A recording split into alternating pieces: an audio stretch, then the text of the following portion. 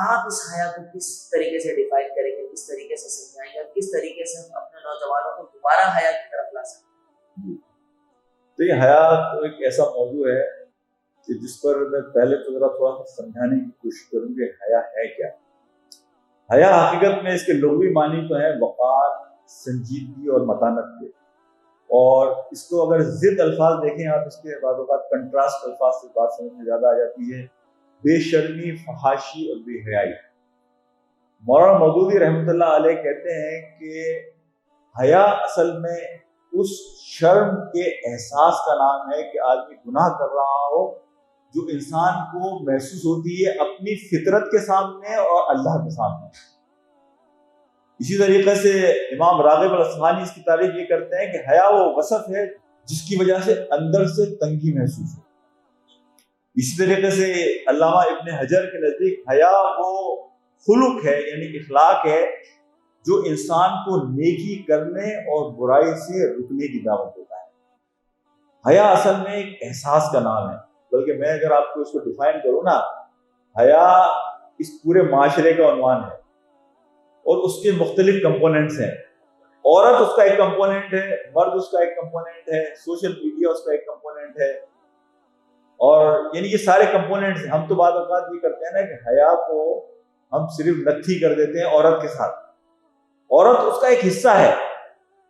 حیا اصل میں ایک ایسا معاشرہ بنانا ہے کہ جس معاشرے میں انسان کے لیے نیکی کرنا آسان ہو جائے, وہ معاشرہ جس میں برائی کے تمام انسینٹیو ختم ہو جائیں.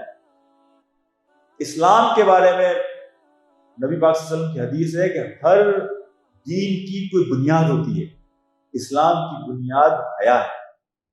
آپ صلی اللہ علیہ وسلم نے صحابہ سے ایک مرتبہ سوال کیا کہ عورت کی سب سے قیمتی چیز کیا ہے, تو حضرت علی بھی وہاں بیٹھے ہوئے تھے رضی اللہ تعالیٰ عنہ. حضرت علی خاموش ہو گئے. وہ گھر جا کر انہوں نے حضرت فاطمہ سے یہ سوال کیا رضی اللہ تعالیٰ عنہ کہ فاطمہ, نبی پاک صلی اللہ علیہ وسلم نے آج یہ سوال کیا, اب آپ جواب دیکھیے حضرت فاطمہ کا. حضرت فاطمہ کہنے لگی کہ عورت کی سب سے قیمتی چیز یہ ہے کہ وہ کسی غیر محرم کو نہ دیکھے اور کوئی غیر محرم اس کو نہ دیکھے. تو حضرت علی نے آگے یہ جواب نبی پاک صلی اللہ علیہ وسلم کو بتایا, تو اللہ کے رسول نے کہا کہ فاطمہ نے جو بات کہی حق بات کہی, اور وہ تو میرے جگر کا ٹکڑا ہے. اب حیا کو اگر میں اپنے دین کے حوالے سے بتاؤں تو یہی حضرت فاطمہ رضی اللہ تعالیٰ عنہ ہے. جب ان کا انتقال ہوتا ہے تو کہتی ہیں کہ مجھے رات کے وقت میں دفنا دینا, اور میری جو باڈی ہے اسے جو چھال ہوتی ہیں کھجور کی اس سے ڈھک دینا, تاکہ کسی کو یہ پتہ نہ چلے کہ میرا جسم کیسا ہے. حیا اب یہ چیز ہے کہ ہمارا دین عورت کے کفن کے لیے 2 مزید ٹکڑے فراہم کرتا ہے کپڑے کے. یعنی وہ دین جس میں یہ تصور ہے کہ عورت کے پیر میں پڑا ہوا زیور کوئی آواز پیدا نہ کرے, اس دین میں آپ حیا اور پردے کی حساسیت کا اندازہ لگائیے. مقصد صرف ایک ہے, معاشرے میں برائی کا کوئی انسینٹیو پیدا نہ ہو.